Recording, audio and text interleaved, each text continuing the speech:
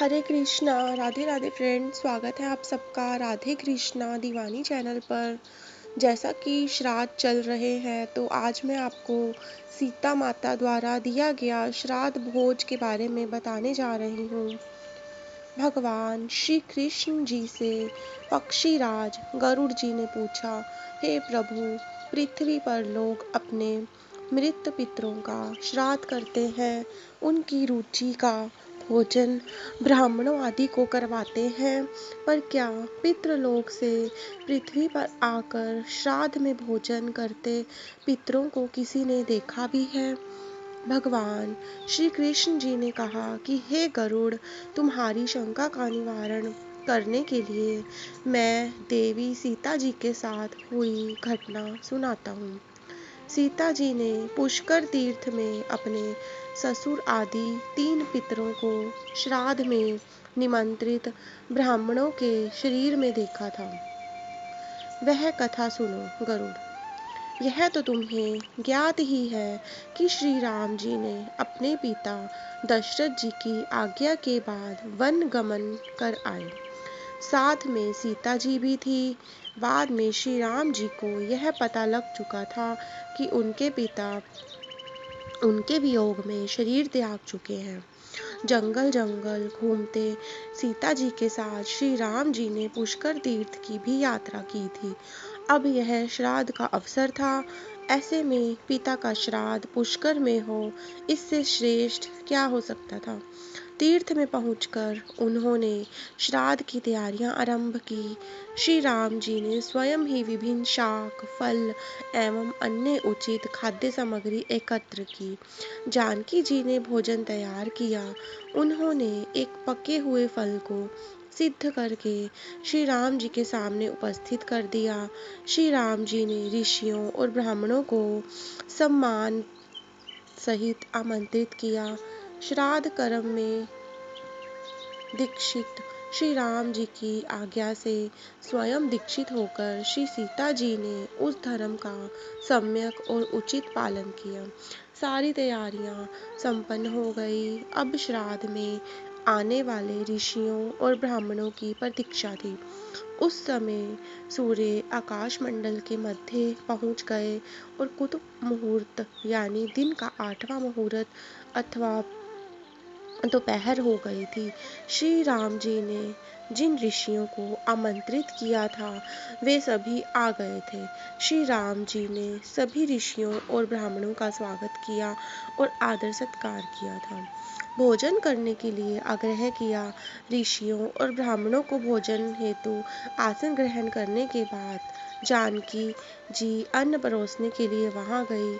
उन्होंने कुछ भोजन बड़े ही भक्ति भाव से ऋषियों जी के समक्ष उनके पत्तों के बनी थाली पर परोसा। वे ब्राह्मणों के बीच भी गई, पर अचानक ही जानकी जी भोजन करते ब्राह्मणों और ऋषियों के बीच से निकली और तुरंत वहां से दूर चली गई। सीता जी लताओं के मध्य छिपकर जा बैठी। यह क्रियाकलाप श्री राम जी देख रहे थे। सीता जी के इस कृत्य से श्री राम जी कुछ चकित हो गए।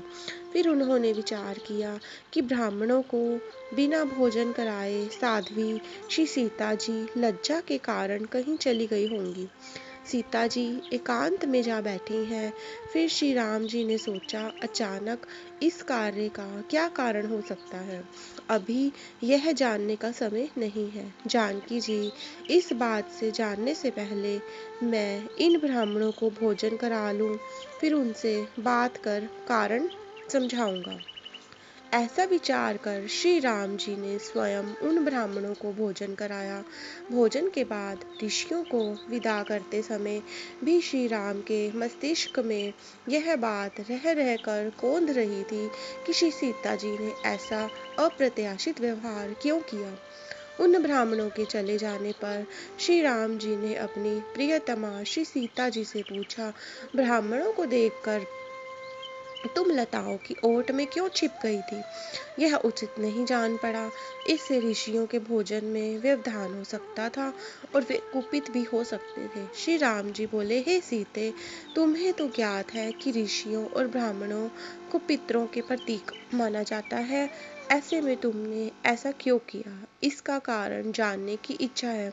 मुझे अविलंब बताओ। श्री राम जी के ऐसा कहने पर सीता जी मुंह नीचे कर सामने खड़ी हो गई और अपने नेत्रों से आंसू बहाते हुए बोली, हे नाथ, मैंने यहाँ जिस प्रकार का आश्चर्य देखा है उसे आप सुने। इस श्राद्ध में उपस्थित ब्राह्मणों जी की अगली पांत में मैंने दो महापुरुषों को देखा जो राजा प्रतीत होते थे। ऋषियों और ब्राह्मणों के बीच सजे धजे राजा महाराजा जैसे महापुरुषों को देख मैं अचरज में थी। तभी मैंने आपके पिताश्री के भी दर्शन किए। वे भी सभी इस तरह के राजसी वस्त्रों और आभूषणों से सुशोभित थे। आपके पिता को देखकर मैं बिना बताए एकांत में आ गई थी। मुझे न केवल लज्जा का बोध हुआ वरना मेरे विचार से मैं कुछ और भी आया। तभी निर्णय लिया, हे प्रभु, पेड़ों की छाल, वल्कल और मृग चर्म धारण करके मैं अपने ससुर के सम्मुख कैसे जा सकती थी? मैं आपसे यह सत्य ही कह रही हूँ। मैंने अपने हाथ से राजा को मैं वह भोजन कैसे दे सकती थी जिसके दासों के दास कभी वैसा भोजन नहीं करते। मिट्टी और पत्तों आदि से बने पात्रों में उस अन्न को रखकर मैं उन्हें कैसे दे सकती थी? मैं तो वही हूँ जो पहले सभी प्रकार के आभूषणों से सुशोभित रहती थी और आपके पिताश्री मुझे वैसी स्थिति में देख चुके थे। आज मैं इस अवस्था में उनके सामने कैसे जाती? इससे उनके मन में भी क्षोभ होता। मैं उनको क्षोभ में कैसे देख सकती थी? क्या यह कहीं से उचित होता?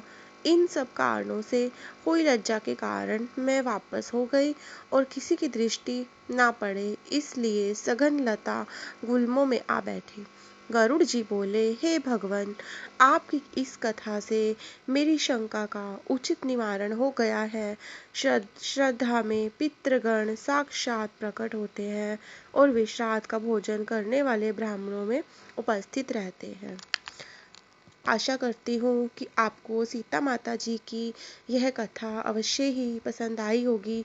कमेंट करके मुझे ज़रूर बताइएगा और जो मेरे फ्रेंड्स चैनल से नए जुड़ रहे हैं वो चैनल को सब्सक्राइब ज़रूर करें। वीडियो को लाइक और शेयर करना ना भूलें। हरे कृष्णा, राधे राधे।